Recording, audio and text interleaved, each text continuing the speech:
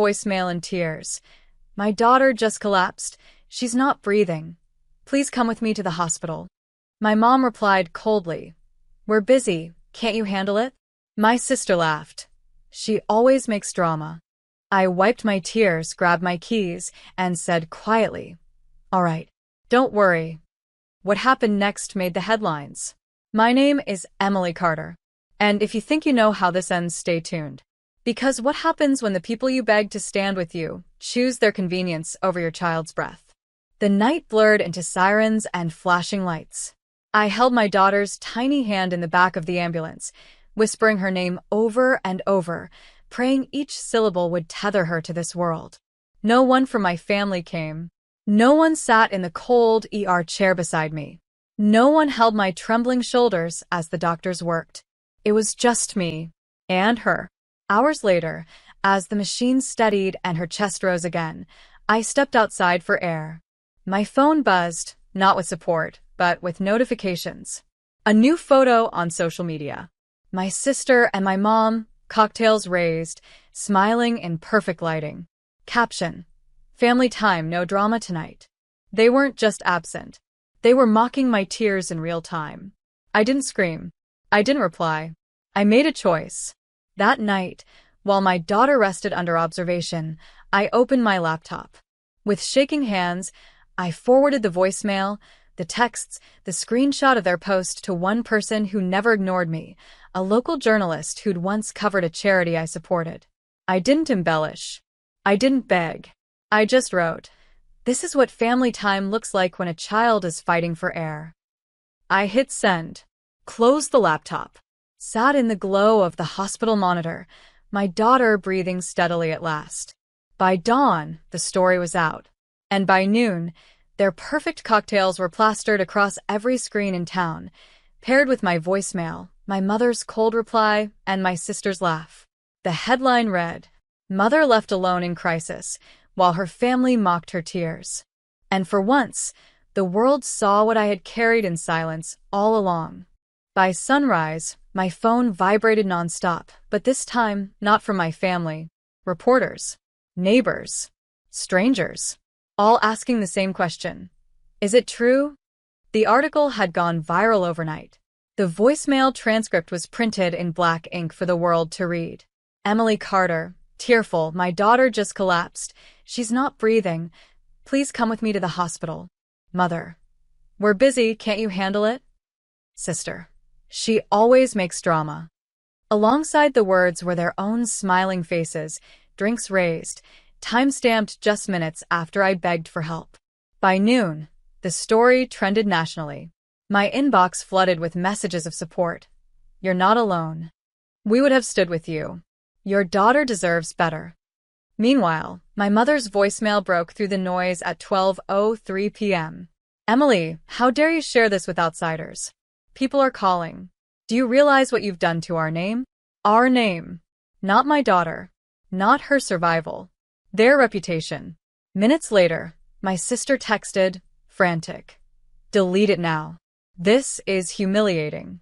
You're blowing things out of proportion, like always." Blowing things out of proportion. I stared at my little girl, still pale, still tethered to wires, fighting for strength one breath at a time. There was no proportion to exaggerate. There was only truth. And the truth had finally found a microphone. That afternoon, a local news crew arrived at the hospital. I stood in the courtyard, hair pulled back, exhaustion painted across my face. Cameras rolled as I spoke quietly. I asked for help. I was told I was dramatic. My child's life was at risk, and instead of showing up, they raised cocktails. The clip aired on the evening broadcast, cutting between my tired face and their social media post. The contrast was damning. By the end of the day, the restaurant where they posed had deleted the tag photo. My mother shut down her account. My sister locked hers. But the internet doesn't forget. Screenshots lived everywhere. I didn't reply to their calls. I didn't need to, because every unanswered ring was answered by the world itself, a world that had finally seen the family behind the mask. And this was only the beginning, because headlines fade, but consequences they linger. By the third day, my story was everywhere. Headlines blazed across screens. Mother begs for help during child's collapse. Family chooses cocktails instead. Clips of my tearful voicemail played on morning news shows, paired with the hollow replies from my mother and sister. Everywhere they turned, my family's words followed them. My coworkers, the same ones who rushed to hold me steady that night, shook their heads in disbelief. How could they? One whispered. Another left flowers at my desk for my daughter. Strangers began sending letters to the hospital, small cards filled with prayers and solidarity. Meanwhile, my family panicked. At 9:17 a.m., Mom left me a voicemail. "Emily, people won't stop calling us. You need to tell them you exaggerated. This is ruining our reputation." At noon, my sister texted, "Delete everything or I swear I'll never forgive you." Forgive me? The irony stung like salt in an open wound. I didn't respond. I didn't have to, because the world already had. That evening, a local news crew returned, filming me as I held my daughter's small hand. She was recovering, color returning to her cheeks. I kept my words simple, calm, deliberate. I asked for help. They chose not to come. That's not drama. That's truth. The segment ended with a split screen. On one side, me and my daughter in the hospital room, quiet but together. On the other, my mother and sister's smiling cocktail photo, time-stamped. The contrast said more than I ever could. By the fourth day, the fallout spread. Their social accounts were locked. Friends unfriended them. Neighbors whispered when they passed. My mother's book club canceled its meeting. My sister's co-workers avoided her desk. But I stayed silent. I let the world decide what the truth looked like. Because sometimes the loudest revenge isn't confrontation. It's letting people reveal themselves and allowing everyone else to see it. And while they scrambled to salvage their reputation, I was already building something bigger. A platform for parents who had been left alone in hospitals just like me. And this time, my daughter wouldn't just survive. She would grow up watching her mother stand. The foundation started with a single post. I uploaded a photo of my daughter's tiny hand wrapped around mine, taped to her arm, captioned simply, "No parent should face this moment alone. If your family won't stand with you, strangers will." Launching the Stand Beside Fund to support caregivers abandoned in crisis. Within hours, donations poured in. Messages from parents across the country filled my inbox. "This happened to me too. I thought I was the only one. Thank you for speaking out." The irony was sharp. The people who left me at my weakest had given me the loudest platform I'd ever stood on. Meanwhile, my family's silence cracked into panic. My mother's call came first. "Emily, enough is enough. You've made your point. Take it down before this destroys us completely." Us. Never me. Never my daughter. Only them. Then my sister. "Do you have any idea how humiliating this is? People at work won't even look me in the eye. Fix this." But there was nothing to fix. The damage wasn't mine. It was theirs. At the hospital, the nurses cheered when the local news aired another segment about the fund. They wheeled in a TV so I could watch, a reporter standing outside the hospital, holding up my post, calling it a movement born out of abandonment. And in the corner of the screen, a smaller box played footage of my family leaving their favorite restaurant, faces hidden, reporters shouting questions they refused to answer. For once, the spotlight wasn't theirs to control. I didn't text them back. I didn't answer their calls. I didn't owe them explanations anymore. Because the truth had already spoken. That night, as my daughter slept peacefully for the first time in days, I sat beside her bed, tears sliding silently down my face. Not tears of grief, but relief. Because the family who tried to erase my pain had been erased by their own cruelty, while I stood stronger than they ever believed I could. And deep down, I knew the story wasn't finished yet. The world had seen the headline. But the real ending was still waiting, and it would unfold on a stage they cherished most, the community gala. The gala was everything my family worshipped, chandeliers glittering above, photographers flashing at the entrance, tables lined with silver cutlery and champagne glasses. This was their stage, their chance to remind the community who they were. Except tonight, the script had changed. The organizers had invited me weeks earlier, unaware of the storm about to break. My story had gone national. My daughter's photo, small, fragile, recovering, had become a symbol for parents everywhere. And now, my name was printed boldly on the program. Keynote speaker, Emily Carter. When I walked through the double doors, the crowd parted. People whispered, hands reaching to touch my shoulder, smiles soft with admiration. My mother froze near the bar, pearl necklace trembling against her throat. My sister tried to force a smile, but her eyes darted like cornered prey. The host tapped the microphone. Tonight we honor a mother whose courage reminded us what family really means. Please welcome Emily Carter. Applause roared. I stepped onto the stage in a simple black dress. No jewels. No theatrics. Just truth. When my daughter collapsed, I asked for help. Not from strangers, from family. The answer was silence. Worse than silence. Gasps rippled through the audience. I paused, letting the weight settle. But here's what I learned. Sometimes family isn't the ones who share your blood. Sometimes it's the nurse who sits by your bed. Sometimes it's the stranger who donates $5 to help you breathe a little easier. Sometimes it's a city that refuses to let your story be buried. Applause thundered, rising to its feet. The chandeliers shook with the sound. From the corner of my eye, I saw my mother bow her head, my sister fumble with her phone, desperate to disappear.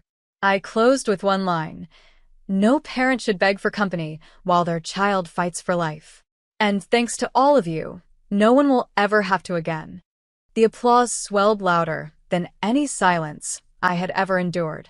And for once, my family wasn't at the center of the room. They were shadows on the edge, watching as the light shifted, permanently, to me. The next morning, the photos were everywhere. Front page of the city paper. Me at the podium, hand resting over my heart, the headline reading, "From abandoned to applauded, Emily Carter's story inspires thousands." In the corner of the same page, a smaller photo showed my mother and sister leaving the gala, faces hidden behind their hands, reporters swarming with questions they refused to answer. The contrast spoke louder than any speech. At home, my phone buzzed with messages from strangers, nurses, single parents, even politicians. You're changing lives. Keep speaking. We're listening. But my family's voices cut through too, desperate and fractured. Mom's text, "Emily, you humiliated us. Do you realize people won't even look at us now?" Sister's voicemail, "I can't go to work. Everyone's whispering. Are you happy? You've ruined us." Ruined them? No. I had simply stopped shielding them. Their own words had done the rest. I sat at my desk, pen in hand, staring at the foundation papers. Donations had doubled overnight. The Stand Beside Fund now had enough to sponsor patient advocates in 3 hospitals. My daughter's photo, framed beside the paperwork, reminded me why I started. She was alive, and I was finally standing. That evening, the 6 o'clock news aired an interview clip. The reporter asked me, "Do you regret sharing your family's replies?" I looked straight into the camera. No. Because silence protects patterns. And I refused to let this pattern continue. Across town, my family watched the same broadcast. Neighbors texted me later. "Your mom left the store in tears. Your sister stormed out of work again." I didn't celebrate their humiliation. I didn't need to. The real victory was simpler. My voice was finally louder than their dismissal. And still, one last stage remained. Because the hospital where I had begged for company now wanted me back, not as a patient this time, but as a guest of honor. And my family would have no choice but to see me there, standing where they had refused to sit. The hospital auditorium was filled wall to wall. Nurses, doctors, patients, families. The same halls where I had once walked trembling behind a gurney now echoed with applause as I entered. A banner stretched across the stage. "Stand Beside Fun Launch. No one fights alone." My daughter sat in the front row, cheeks glowing, a pink ribbon in her hair. Her small hand waved at me, and for a moment, every bruise on my heart healed. When I took the podium, I didn't read from notes. I spoke from the place that had been silent for too long. The night my daughter collapsed, I begged for help. I thought family would be my first lifeline. Instead, I learned that sometimes the people who share your blood can leave you drowning. But strangers became family that night. And because of that, I stand here today. Applause rose, swelling like thunder. From the corner of the hall, I noticed them, my mother and sister. They had come, though not to support. Their faces were pale, eyes darting, hoping perhaps to reclaim their image. But no spotlight followed them. Instead, the cameras turned toward me as I announced the first major initiative, patient advocate stationed in ERs, ready to sit beside anyone who faced the same abandonment I had. Reporters scribbled. Flashes popped. My daughter beamed, clapping the loudest. I didn't call out my family by name. I didn't need to. Their replies to my plea had already been broadcast to the world. Tonight, the contrast was living proof. The woman they dismissed as dramatic was now leading a movement. As the event ended, people lined up to hug me, thank me, share their own stories. In the crowd, my mother lingered, as if debating whether to approach. She opened her mouth, but the nurse beside me called, "Emily, another photo," and I turned without hesitation. She stayed frozen, lips pressed tight, my sister tugging at her arm. They left the way they'd arrived, unnoticed, unseen, swallowed by the shadows of their own choices. And I walked out under the lights, hand in my daughter's, knowing the final act was only one step away. The silence that once broke me would soon be sealed forever. The final act wasn't dramatic. It was deliberate. A week after the hospital event, the board of the Stand Beside Fund met in a bright conference room. Papers rustled, signatures flowed, and by the end of the afternoon, the foundation was official, its account secured, its mission permanent. I left that room not as a desperate mother begging for help, but as a founder, a leader, a voice. That evening, my phone buzzed one last time with a message from my mother. "Emily, please. Let's talk. This has gone too far. We're family. We can fix this." I stared at the screen, remembering the night I had left a voicemail, sobbing, begging for presents while my daughter's chest refused to rise. Their replies had been cold, mocking, dismissive. There was nothing to fix. For years, I had carried them. For years, I had protected their image, absorbed their cruelty in silence. But silence was no longer my language. So, I didn't reply. I didn't rage. I simply archived the group chat, sealing their words. "We're busy." She always makes drama, like inscriptions in stone. Then I turned back to my daughter, coloring at the kitchen table, laughter returning to her lips. Because this was the real ending. Not headlines. Not applause. Not even the silence of a family who chose absence. The ending was presence. Mine. And while they struggled with the echoes of their own choices, I moved forward into a life no longer tethered to their approval. The story that began with collapse ended with standing tall. Not for them. For her. And for every parent who would never have to sit alone in a hospital again.